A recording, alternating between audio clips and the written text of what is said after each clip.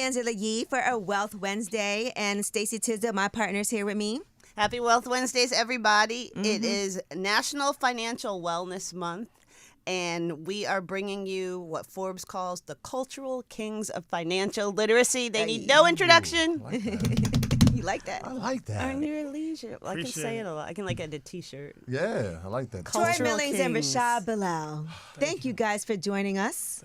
Thank you for having us. It's a privilege and an honor to be amongst you. And we are celebrating today because yesterday, Yeah, it's here. You Deserve to Be Rich came out. We're so excited for you. Thank We're you. so proud of this. Is Beautiful, awesome. beautiful, It's a 'cause really, really a great book. And I got a really little proud of advanced you. copy and managed to read most of it Did you? already. Yeah, I did. You're, Of you're- course I did. You're a fast reader. I am. I'm a speed reader. And, I love to read. I read all the time. So as soon as I got my book in the mail, I was like, okay, let's dive into this. Oh, yeah. What'd you think?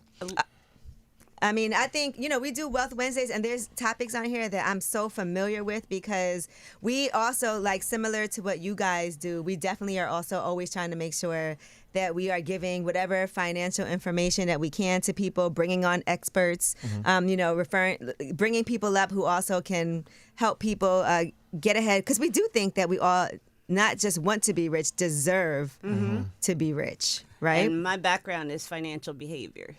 6 years of research into what drives financial behavior. And I love that you get into how important being aware of that trauma and everything is. And straight off the bat, from the title of your book, You Deserve to Be Rich.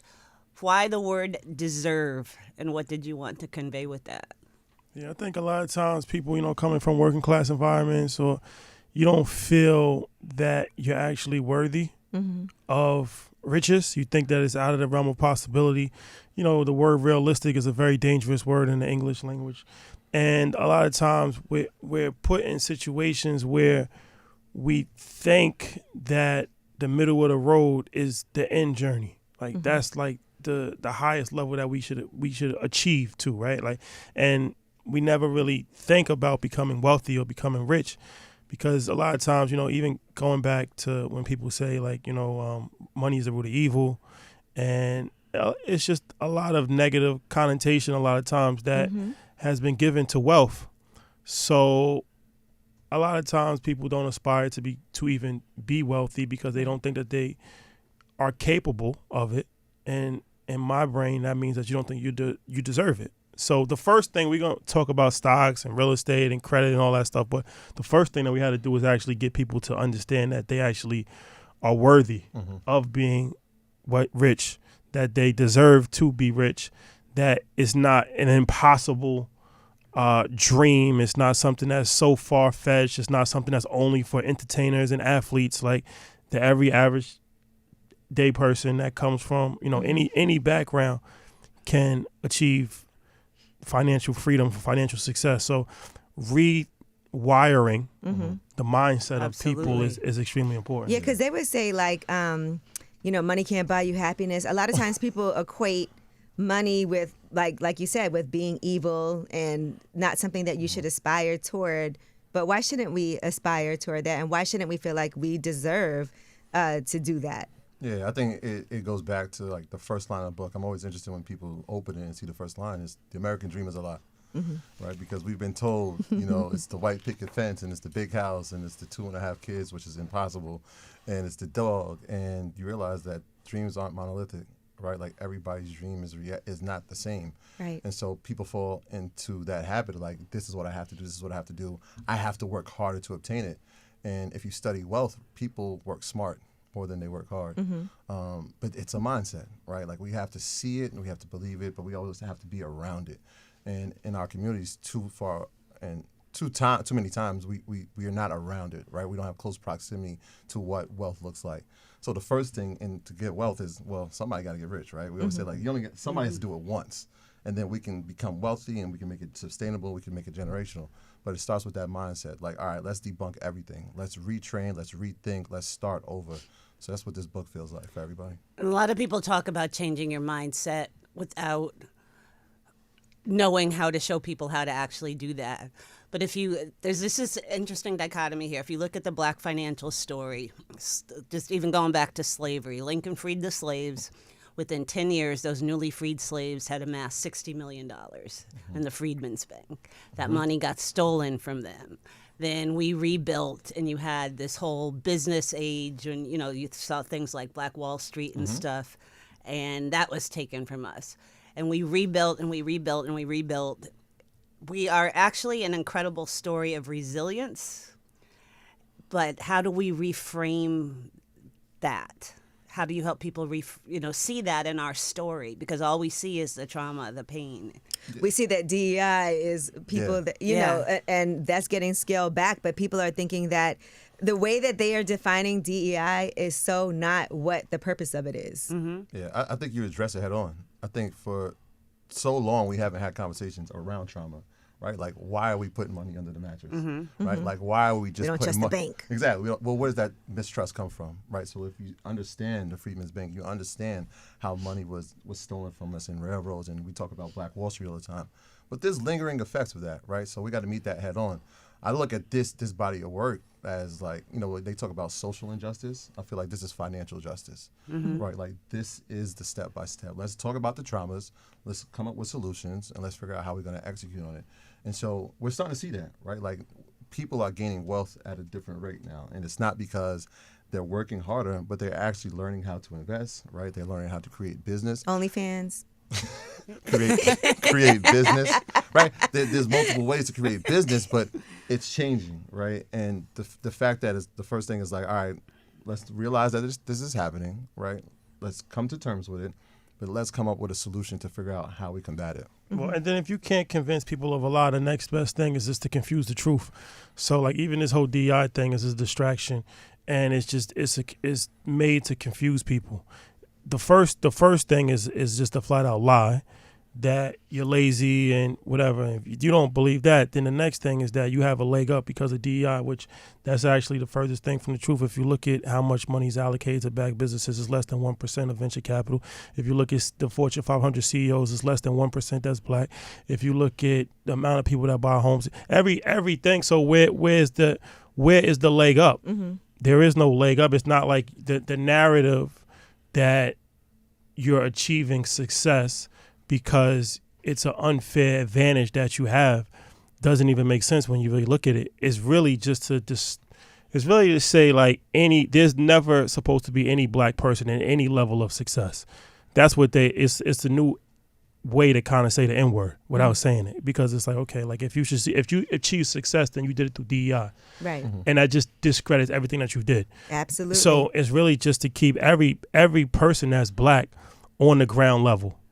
That's the whole push of the DEI talk. It's not really to dismantle DEI, because there's no DEI to dismantle. Mm-hmm. It's really to make sure that there's a permanent underclass in society, and to make sure that nobody rises up the ranks, because if they do rise up the ranks, then that's easy to discredit, because you don't have to have any facts. You can just say DEI. If you say it enough, people believe it. Right. So it's been said so much that now you don't even have to provide any information or any proof that somebody's not qualified for their position. You could just say, okay, they only got that position because they're black. And now everybody just believes it because that's been permeated, and it's been permeated by the richest people in the world. The richest person in the world has championed that. So Right. You know, it's interesting. This is a great time for this book to come out, too, with elections having happened. We're about to have a different president coming back into office again. And I do feel like a lot of people have been really discouraged about, some people think it's a great thing, but some people have been really discouraged about what that looks like for us, as far as opportunities, as far as finances, what's going on. Because right now it is a difficult time financially for a lot of people. We see what the housing market is like. It's like, the lowest amount of transactions happening in like the past 30 years or something like that. So and interest rates are really high. People are waiting for them to come down. And I know you guys also in this book address like every facet of investing that you can, whether it's real estate, whether it's stocks. It shows you all the different, like 11 different types of sectors, because I'm not that well versed in certain things. Like some things, yes, this is, what I focus on.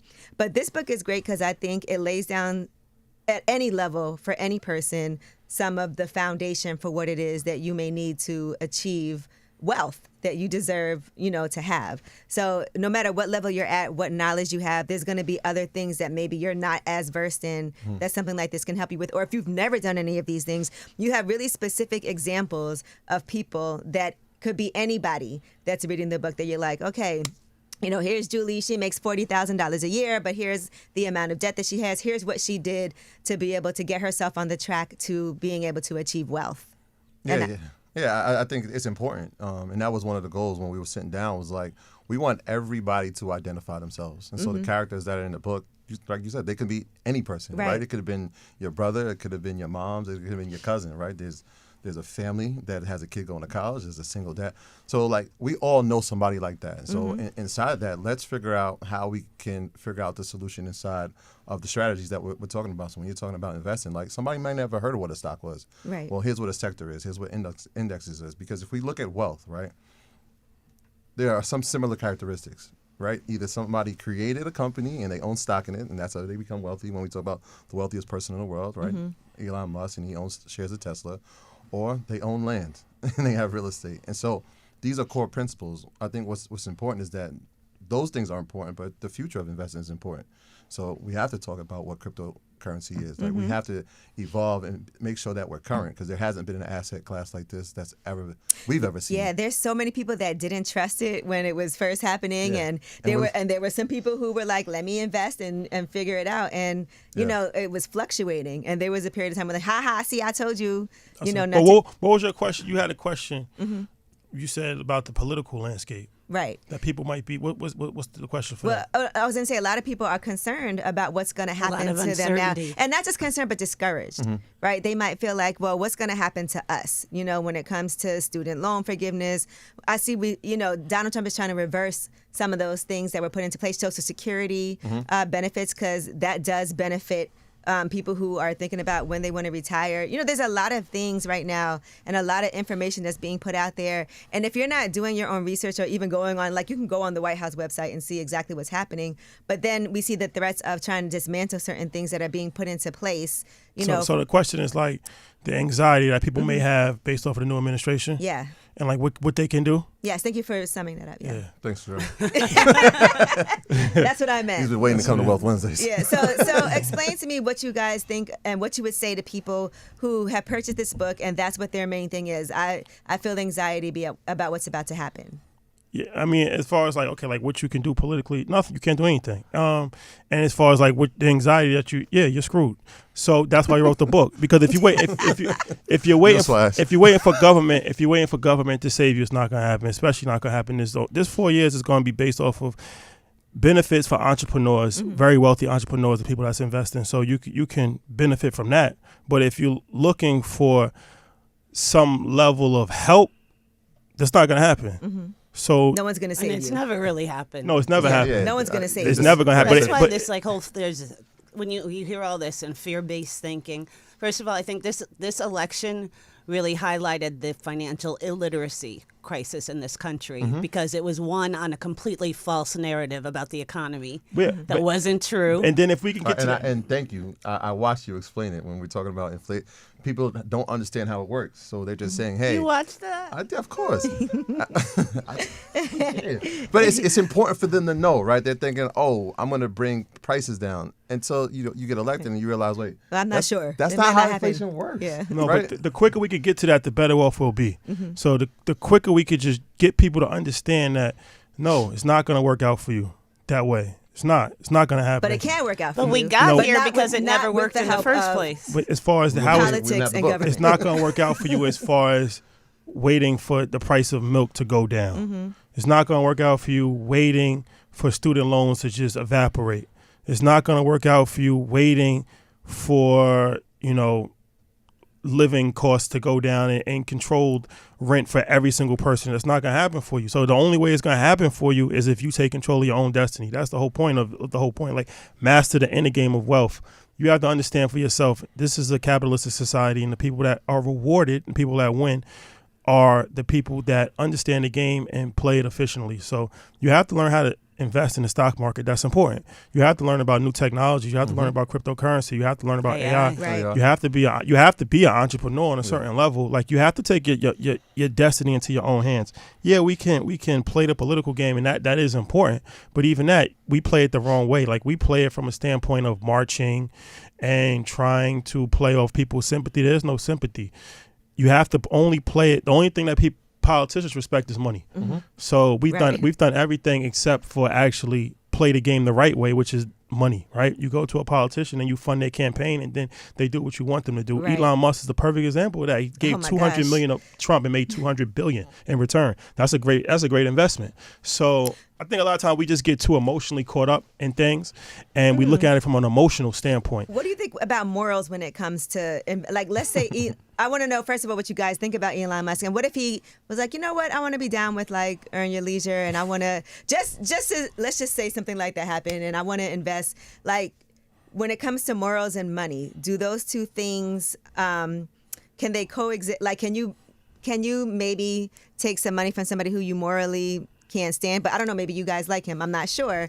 But I'm just saying. I'm going to let him answer that. Yeah, I'm just curious what you have to say about that. I mean, if you have no morals, then money doesn't matter, because you'll do anything for money.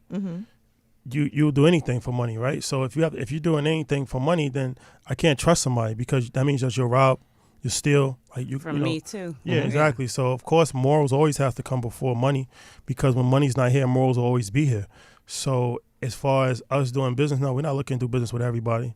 If we don't align with the person, then why would we do business with them? That comes from a scarcity mindset of like, I got to do this deal because it's the only opportunity that I'm ever going to have. If you come from an abundance mindset, then you realize that, there's multiple. If this is not the right deal for me, then maybe, I got to just wait it out.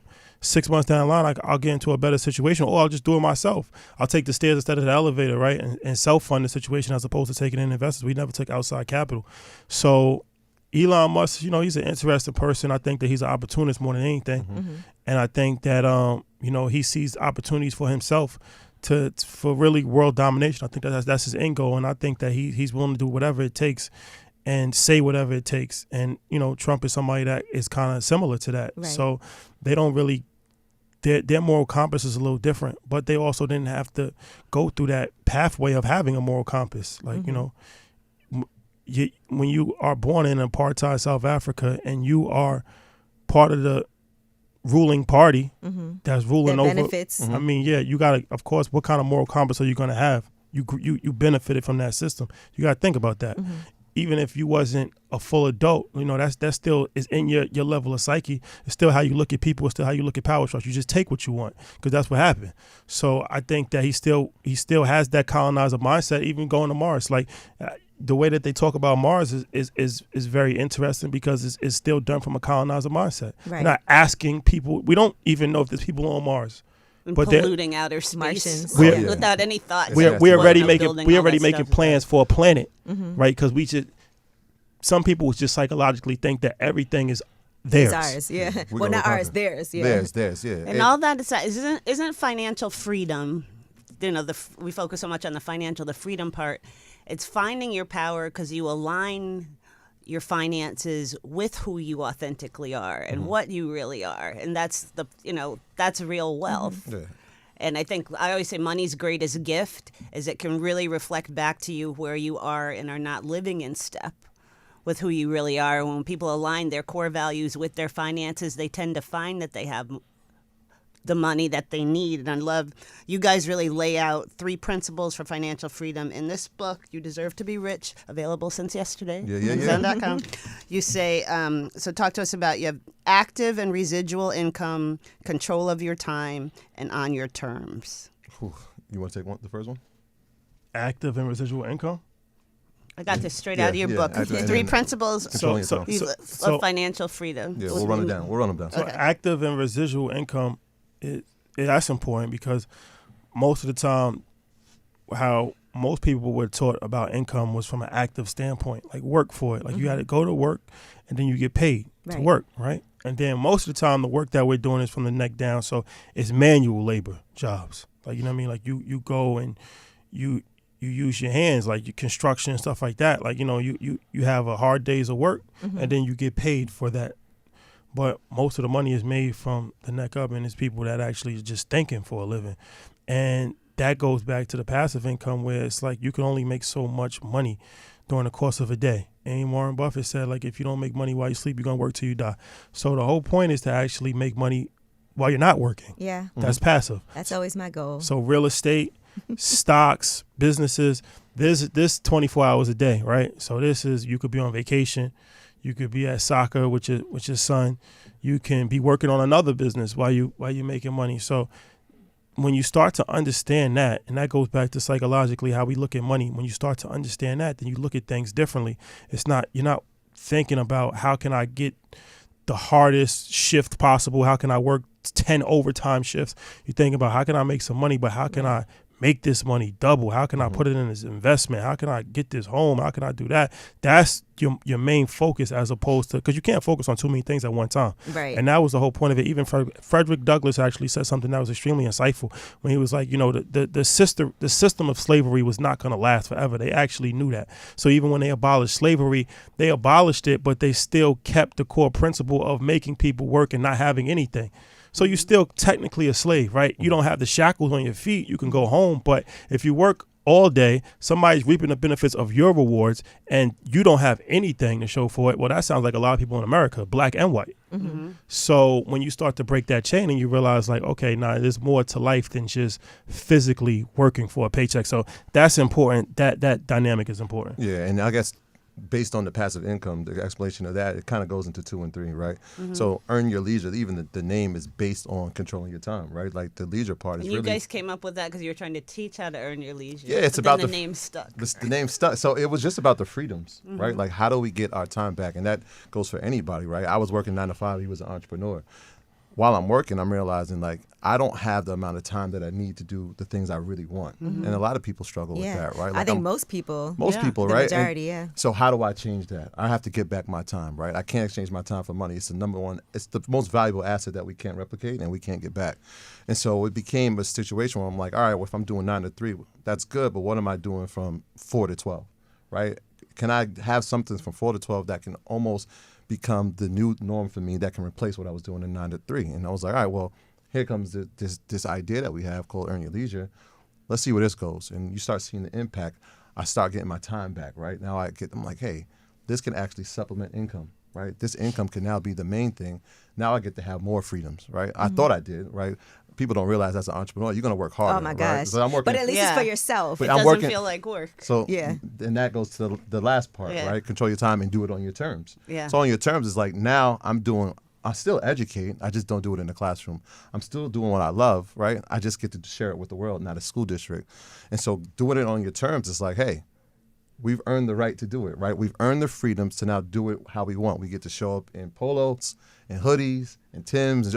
We're authentically. Although not on the inside jacket, but No, we'll get there. We'll get there. Let's stay focused, Angela. Let's stay focused. But we get to do it on our own terms, which is a breath of fresh air, right? Like, we've watched finance for years and it never looked like us, right? Guys that What look about like people us. who think but I have to work hard to get that? I know, like, there's some single mom out there listening to this going, oh, well, what am I doing from 4 to 9? I'm taking care of and my she's kids in the or book. whatever. She's in the represented book. in the book. She's in the book. But Yeah. it's even more important to make your money work as hard as you're working. It has to work harder than you're working, right? Like, we look at it like, hey, if you're making money, right, those become your soldiers, right? You got to put them out on the field, right? Those soldiers need to bring back more money. If they don't, you're going to keep being in that cycle of, I'm working hard, I'm doing overtime, I got to get a second job. You're just trading your time for money, right? We have to make sure that it's out there bringing back more. So the more it brings back in, the more time you're going to have back to yourself. It's the only way to get out that rat race. And when you guys talk about on your own terms, another thing I want to ask you, your childhood friends, how is it working with your friends? Because we've seen a lot of people who came up, started doing stuff together, and then it didn't work out. And partnerships can be difficult. Yeah. So what are some of the rules that you have? Because people might want to read this book and think about, like, being an entrepreneur, maybe teaming up with somebody, family, friends, or whatever. But what are the parameters that you've been able to set to successfully have this run? I'll tell Shadi, never call me after 10. I think it starts with respect. I mean, our relationship is very unique. It's a brotherhood first. So before there was any Earn Your Leisure, before there was any businesses, it was two dudes who used to play ball together. Who was better?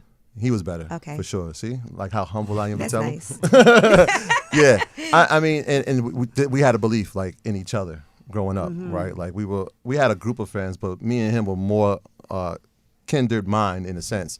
And so anytime he has something going on, I'm supporting. Anytime I have something going on, he's supporting. And so that just kind of grew. And then as you grow as young men and fathers, you start to realize strengths and weaknesses. And so anytime I see that he has a strength, I'm like, good. I could be good at that, but he's already strong. And anytime I see a weakness, I'm like, all right, I need to be better at this for our unit to work. And so it's always been that. Like, he's super creative, right? He's super innovative. I'm more like hands-on, how are we going to execute this, right? And so that balances each other. Like, he comes up with ideas, he'll shoot a text, he'll shoot it out to the group, and I'll just wait. Yeah. Because while he's thinking of that, he has the idea, I'm like, all right, let me clear my mind out to see like how we're going to get this done. And that's usually work. Because you can't both do the same thing. I tried that. I realized that when we started, he was great at social media. Yeah, you can see my social media. Like, yeah. I Rashad will tell you to take some shit down too. Yeah, so I was like, you know what? I'll get up and I'll start posting this on Earn Your Leisure's page. And like after the first day, I'm waking up at 5 a.m. to do this. I'm like, yo, it takes me like 30 minutes to write a caption when I know it might take him 2 minutes. He was overthinking it. I'm overthinking it. I'm checking punctuation. I'm a teacher. So I'm like, nah, we got to make sure this is right. Where's the comma? And then I was like, you know what? This is not good. I'm good at research. Yeah. I can go look at the articles and find out what's important. I'll send it to him, let him go do his magic. Rashad got the gift of gab. Yeah, definitely. And you talk about that, the importance of, and it sounds like you guys have just been each other's forever, a money team and an accountability partner being on that team. And it's difficult because there's so much shame around asking for help from money. Tell people how important that team, that backup person, and getting over that shame is. Yeah, for sure. I mean, you got to be able to, it goes back to childhood. A lot of times, our parents told us, like, don't ask an adult how much money he makes or she makes. And people talk about sex easier than money. Yeah, Sure. exactly. Sure. Like, stay out of grown folks' business. And so you internalize that and you think that, you don't talk about money, right? And then that's every community. That's everybody. Yeah. And that turns into not asking about it as well, right? Like, you want, even Jeezy, we talked to Jeezy and he was telling us about his first check that he got for $1 million. And he didn't cash the check for a year because he didn't know how to cash a check. Yeah, I remember that. Yeah. So, but he was too embarrassed to talk to anybody about it because it's like, it's kind of an embarrassing thing not to know what to do with a check if you're in your mid-20s and you're a millionaire. Like, you know what I mean? So having that ability to have, an accountability partner in a group, I think it lowers your guard because now everybody kind of has some level of vulnerability. You might not know one thing about real estate. Somebody else might not know something about stocks. Somebody else might not know something about credit. So we all learning together. Yeah, and you have to have an openness to be able to do that too. Because some people are like, I'm not doing that. I'm not, and they won't open their mind up to be able to learn. Because I'm very quick to be like, look, I don't know how to do that. I need somebody who knows to teach me how. Yeah. Or let me go ahead and take this course. Because reading this book, because like I said, I don't know. I have like my very safe investments because I want to make sure when it's time to retire that is, what it is. But I do want to be more active when it comes to investing in the stock market. And then that makes me think like, okay, well, maybe I need to take some courses, but also watch you guys and figure that out too. I think that's what makes it such a unique time, right? Like I go back to my school all the time and they talk about retirement, and retirement just meant like there was a guy that was coming at noon, like once a year, and hopefully you meet him in the cafeteria. Right. But since we've been doing Earn Your Leisure, people are not looking at it as an age anymore. They're looking at it as a number, and that's a mindset change. It's like once I get to this number, now I feel comfortable retiring.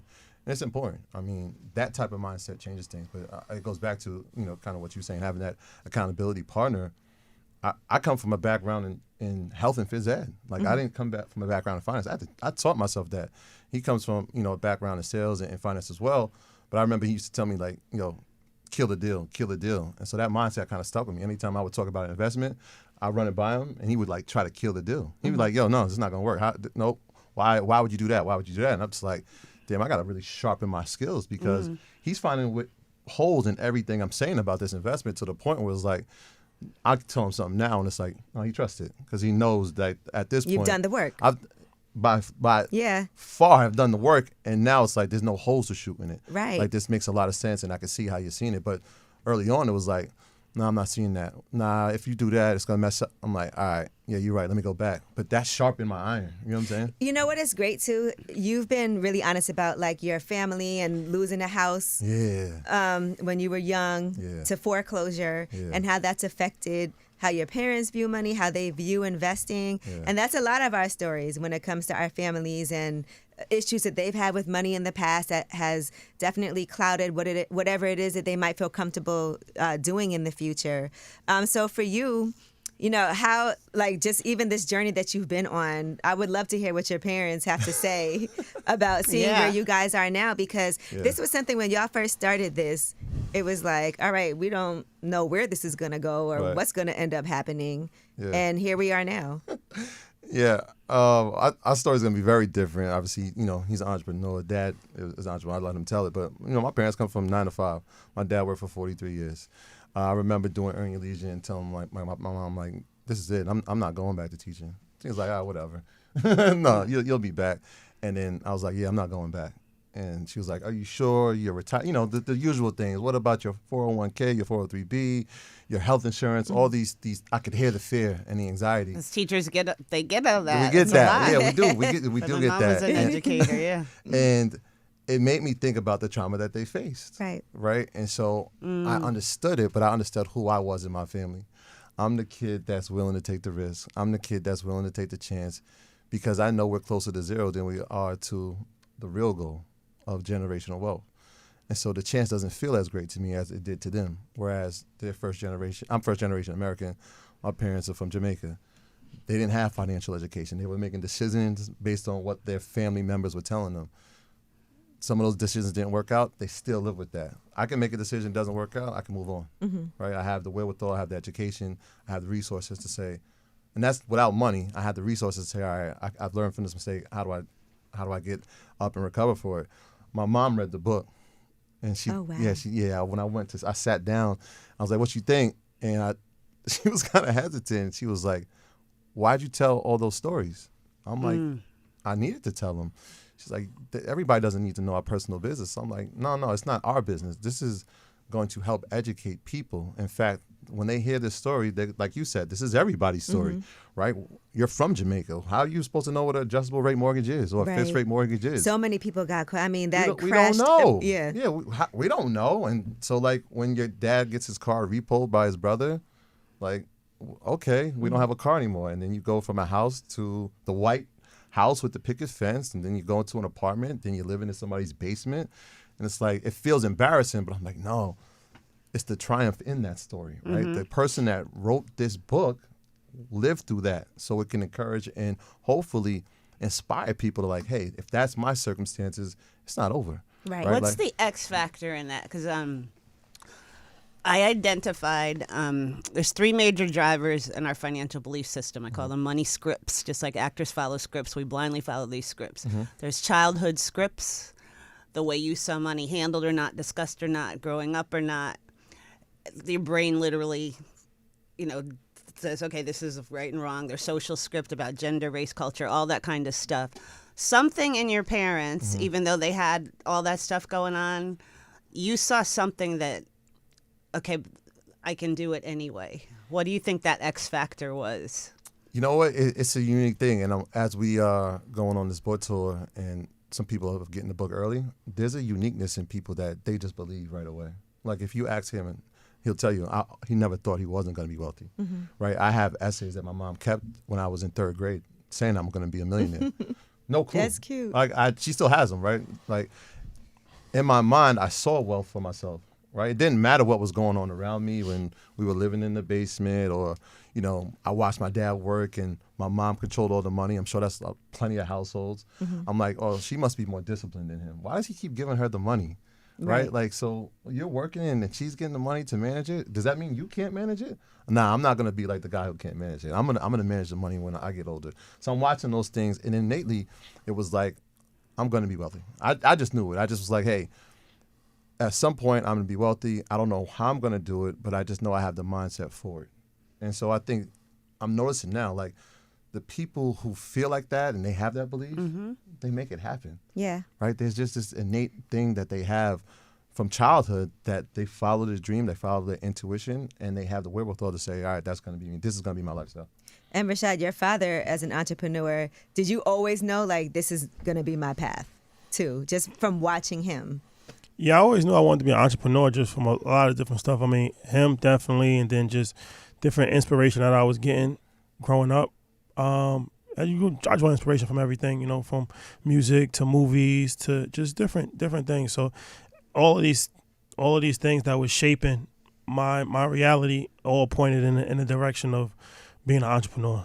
So I always never really had an idea of like exactly what I wanted to do as far as entrepreneurship, but I never aspired to have a job. Right. I never wanted to go on like a career. I never wanted to be like, okay, I want to be a lawyer. I want to be like, I never had any aspirations of like working a job or having a career, like in a traditional sense.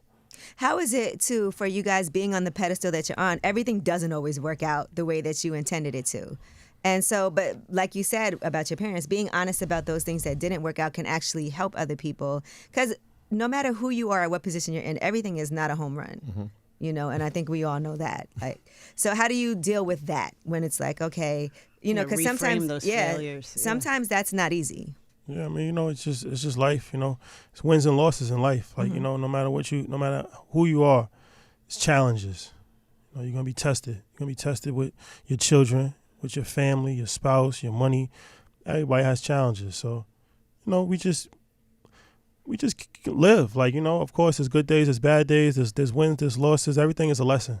And I feel like, a lot of times we share different things that have happened to us or are currently happening to us with our audience, and they get some level of insight. Hopefully they can avoid making some mistakes. But no, you can't really look at it from a victim standpoint. Like, you can't feel sorry for yourself because nobody's going to feel sorry for you. And I think that just leads to, depression, that leads to anger, that leads to a variety of different things when you start to think about, like, okay, well, why did this go bad for me? Or how come this didn't work out for me? Or how come this didn't go? You just got to keep going. Like, life is about just moving forward. Like, everything is not going to always work out, but that's part of the journey. Try not to get too high, try not to get too low. Just stay even, because, when you get too high emotionally, you setting yourself up for a crash because it's not always going to be great. When you get too low, you setting yourself up for depression because it's not always going to be bad. So if you just stay in the middle, then I feel like, you'll be positioned to weather the storm. And don't you think people have to get a little more realistic and comfortable with being uncomfortable? No growth ever came when you're comfortable. Yeah. And just kind of reframing, okay, these challenges are actually tools instead of, oh my gosh, this feels terrible, and getting so lost in the feeling of it. Feelings pass unless you dwell on them, and just like kind of getting over yourself. It's crazy. I was just listening to SZA on the way in, and on the first song she talks about, it has to be broken for it to grow.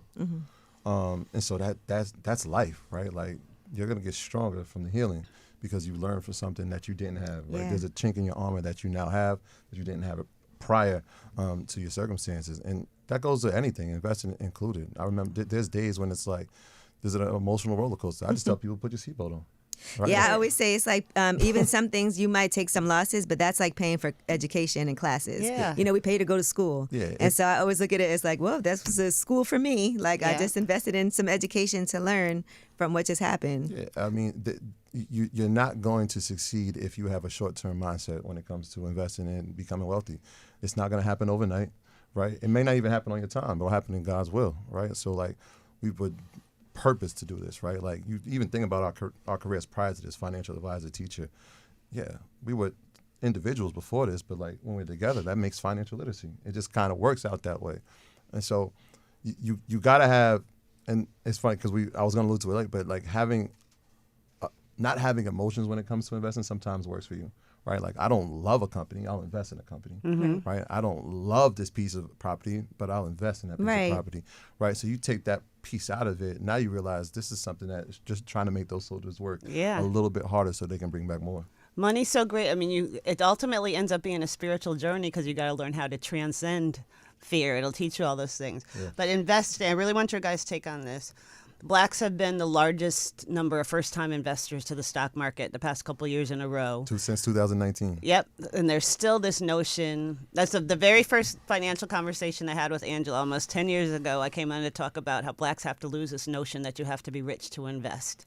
It's still out there. I talked to a lot of people about, wanting to get out of debt and, wanting to invest. I can't invest because I have debt. Right. And I but know there you are touch different on types of debt Yeah. that you guys address You in the guys book. talk about that whole investing part of it and our fear of it in your book. Yeah, for sure. I mean, there's some truth to that. I mean, it is kind of hard to invest if you don't have money to invest. So a lot of people are living paycheck to paycheck. A lot of people are in debt. So that's kind of the first part of, figuring out the financial aspect is figuring out how to get out of debt, figuring out how to manage debt, figuring out how to increase your income. That's important. Yeah. That is important. Figuring out how to budget, figuring out how to, not spend money on things that you don't need so you can have higher amount of discretionary income so you actually can invest. So all that stuff is actually does come before investing to me. But then it's understanding that investing is not really optional. Like when you put optional on it, then you're never gonna do it. It's like, all right, I'm gonna do it after this, after that, after that. It's You just gotta like make a plan. Yeah, your cell phone bill. Like your cell phone bill has to get paid. It's no option. Like everybody's gonna find a way to pay their cell phone bill, right? They will. Because nobody can live without their phone. So it's like you gotta find a way to put money away, and you can't treat it like if there's anything left, I'll get to it at that point in time. Like, you got to really pay yourself first. And dollar cost averaging is something that we talk about. And that's the great thing about the 401k is it comes out of your paycheck and it develops a disciplined form of savings. And sometimes it's a match, and then why would you not do the free money match? Yeah. And when you do that, the eighth wonder of the world comes into account, compounded interest. Right? When I first started getting ready for I did my Roth IRA, I was only putting $50 in a month because I didn't have a lot of money, but I was like, I'm gonna do something. And that was super early on for me. And I saw that grow, and that gave me a lot more confidence. Like after a couple of years, I was like, okay, now I could do a little bit more. And that was before I had paid off everything, but I was like, I can do $50, Yeah, $50 is better than zero. Yeah. Right. So even the fact that you did it, that takes financial maturity to say, all right, hey, most people will create that brokerage account, right? They'll invest it, and the stock market will go down, and they'll say, I'm out of here. I'm not losing. I lost $100, right? They're not realizing the education behind it is 83% of the time since 1925, the stock market has gone up, right? So you have to keep it in with the long term. That's why I said that short term vision is what fails us. We want money so fast, right? We haven't had it so long that as soon as there's an opportunity, that's why I said crypto is important because the asset class, but investing in the market is important. As soon as we see money, we're like, oh wait, we made some, and if we lose it, it's like, I'm out of here. I'm never doing this again. But we got to learn, right? It takes a process, right? In 2008, that was me. I invested in the market, then the market crashed. And I'm like, damn, I'm out of here. I had invested in Apple. It was $85.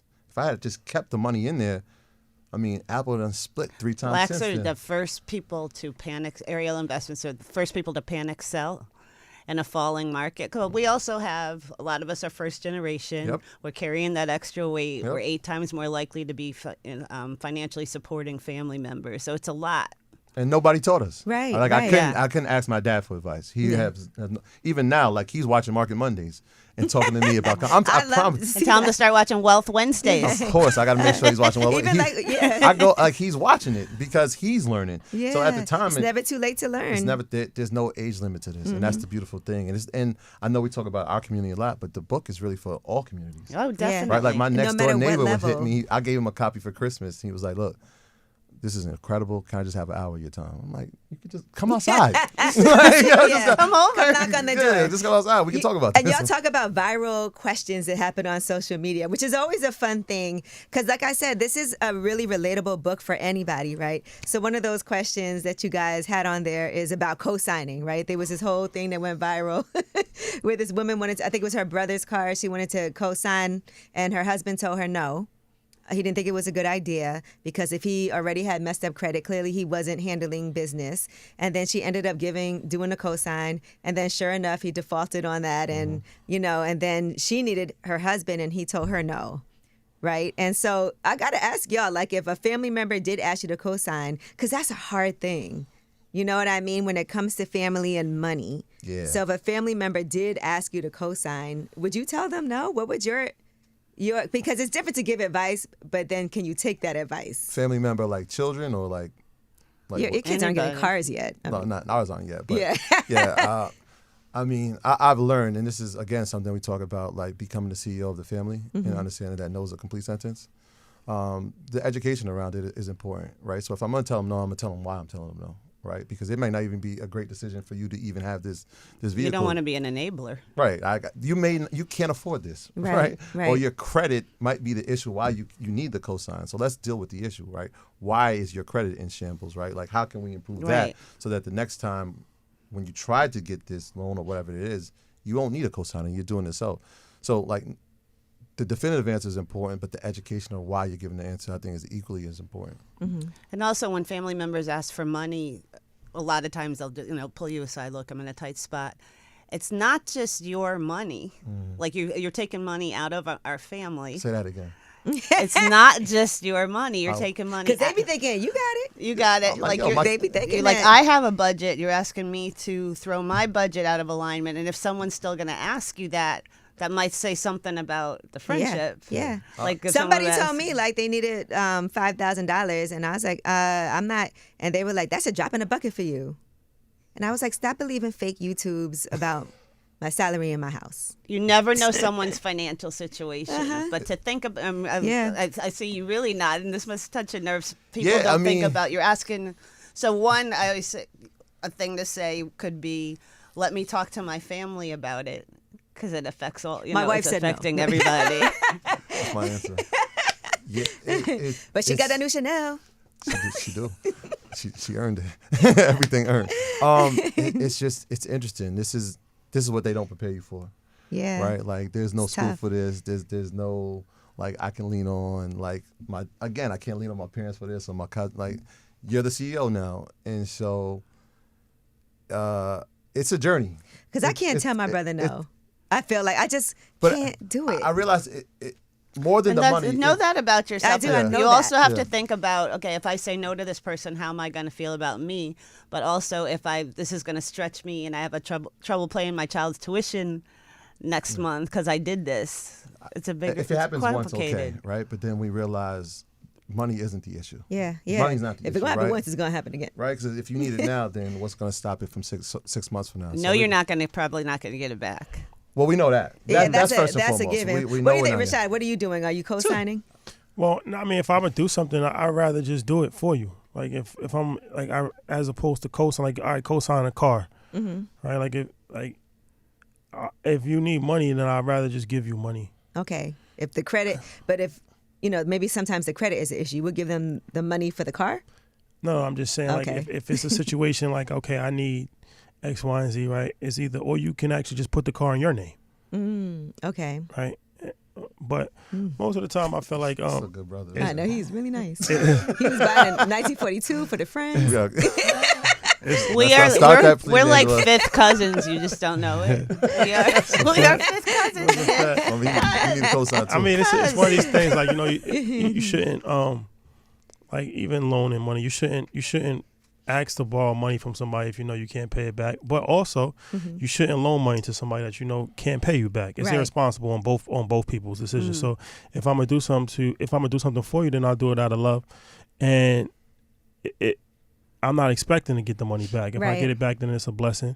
And then if somebody is continuously asking you for money, then that's your fault for actually having that type of energy around you. I don't have people around me like that. I don't have people around me that's asking me for money. If they ask me for money, I know that they really need it. Right. I don't have people that's asking me for money every week, every 2 weeks. If they were asking me for money every 2 weeks, then they wouldn't be around me. Yeah. That's simple for me. I would just end that relationship because it's a seesaw that I'm not benefiting from. This is a pattern, and you're taking advantage of the situation. So I think that's a lot of times we like to look at other people and not look at ourselves. You gotta look at yourself. Why are you enabling this person? Exactly. Why they feel comfortable asking you? Why you have this person so close that they can even do that? That speaks a lot about you. That dopamine hit of being like the hero. You might need that that type of energy to fulfill your ego. Exactly. To make you feel like Right. you're. I don't need that. So I don't have people around me like that. Nobody around me is asking me for money on an ongoing basis and trying to take advantage of me. Or tell them I will, and I do this. If someone asks me for financial help, okay, when's your appointment with their financial planner? I'll give it to them. I'm not gonna, Right. If you have a way to get out, someone needs to borrow money. That means they're gonna have to pay you back. They're gonna have to get a job that's like double their current salary to get to the point where they Right. could pay you back. They're not gonna pay you back. So show me that plan first. Yeah, and the fact that you're in the situation speaks to maybe there's a lack of financial discipline. There is Yeah. no plan yet. And so, again, it becomes even tougher. And you guys are very explicit in this book also about not trying to shame people for being in the situation Yes. that they're in. And I think that's important too, because people do feel shame when it comes to discussing money topics and any type of hardships. When you ask people, even me asking my mom, like, okay, what's your credit score? Let's, clean your stuff up. She did not want to give me no type of information. Wow.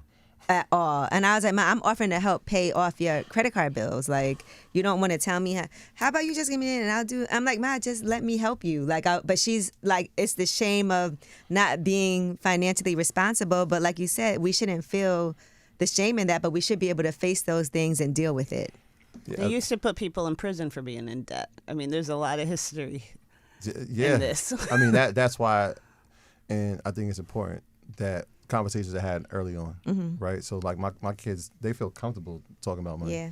They want to know how much money's in their account. They want to know how much money's in my account. They want to look at my brokerage. They want to know what I invested. They feel comfortable. Yeah, So when it that's comes down good. to credit score, they're going to be like, Dad, what is it? Like, why don't you tell me? They've been accustomed to it. Whereas, like you said, there's a generation of us where it's like, I didn't know how much my dad made Right. until I had to go to college Yeah. and we had to fill out FAFSA. And I'm like, wait, the phys ed teacher making more than my dad, right? And it was like he worked hard for that, Yeah. but we never spoke about it. Like to this day, I don't know what my mom made. I don't know either. I don't know what either one of my parents. Exactly, and it's like how did we get this far not knowing these things, right? Because again, it could say, all right, that could have been the climax for me. I could have been like, my dad made $125,000. I want to be better than him, right? I just want to make more than that, right? But I never knew, so I just kind of figured out like I saw my phys ed teacher. How much you made? I got to make more than him. And that became my mark when I was 18. I got to make 125. That's it. I got to make six figures. And I got to figure out how to get there. So, I mean, it's a conversation that needs to be had. And I think it's happening, right? As more people become more confident talking about money, as more podcasts and shows, people are talking about money, as more entertainers are talking about money and investing in entrepreneurship, the conversation becomes lighter. Yeah. I can use music as a reference now, right? Whereas that wasn't always the case. I can use a show as a reference now. I can use a book as a reference route for so long. What was the resource that we were using in our community? Yeah. And when you think about what a big impact the way your parents' relationship with money had on yours, I say to all parents, that's what you are for your child can be your best financial tool, because what do I have to put out? How do I have to change my own behavior to be the role model my kid needs them to be? But our community, a lot of people work hard at their finances. They do everything right, and then it completely falls apart by the lack of an estate plan. And life changes like that. I've shared with Angela many times, my father battled dementia for many years, and then all of a sudden needed round-the-care help, and then all of a sudden, out of nowhere, I'm $25,000 a month. And he lived for 3 years. And that can change, and he had his stuff set up, but I mean, it can change on a dime, and people don't seem to understand that. It's interesting. And even during this journey of Earn Your Leisure, like, estate plans weren't even something we talked about. I sat down with my parents and created my dad's estate plan, right? So, like, I'm the person I got an attorney, and we sat down, we had the meetings. It was like the episode of Insecure. I'm like, it felt like that for me, and I'm just like, oh man, this is a little bit uncomfortable. But I was happy being in that position, because it, number one, told me that they trust me when it comes to money. Right, they knew that if I was looking over this, that this was going to be the right thing. Right. And then I got the bill for the estate plan, and I was like, "Oh, this is on me too." Yeah, it is. Yeah, and that bill's on me too. But he has it in place now, so that gives him some security. Whereas angst, You and feel anxiety, so good when you do it, it's like, too. Yeah. oh yeah, because he told me this 20 years ago. He was like, everybody wants to live, but nobody wants to prepare to die. We all gonna die, Mm-hmm. so we should prepare for it. And in fact, your death is your responsibility, not anyone else's. And don't give money to people that don't have money. See how you just come, Yeah. like, this is the things he's always saying to me. Yeah. I'm just like, Rashad is like a rapper with his. Yeah. That's important. That's important. Mm-hmm. That's important. That's vitally important, actually. Right. No, well, listen, you guys, I'm of course, excited about this. You deserve to be rich. Master the inner game of wealth and claim your future. I have a lot of things that I need to work on because I'm not perfect either. I feel like I'm way up from where I was, All pun intended. but I'm All still the on the way way up.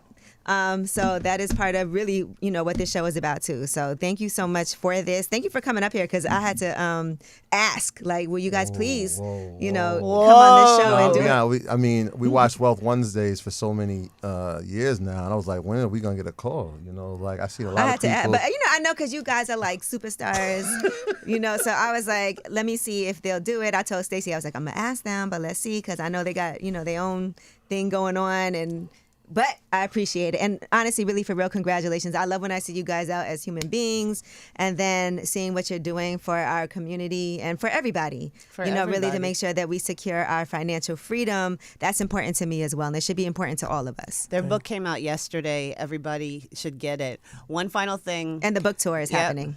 This is the week that some of those January 1st resolutions start to get a little fuzzy. What advice do you have for people to stick to their financial resolutions?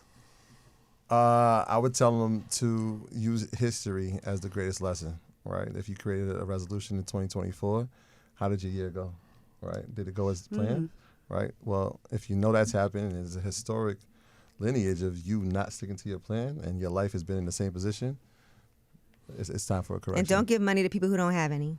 And don't give money to people who don't got nothing. This is where that accountability partner helps. What would your piece of advice be to stick to your resolution? You gotta break your goals up into different time frames because it gets overwhelming if it's just one big goal. Like if you have a goal to make $100,000, like that's not really a goal, that's a wish.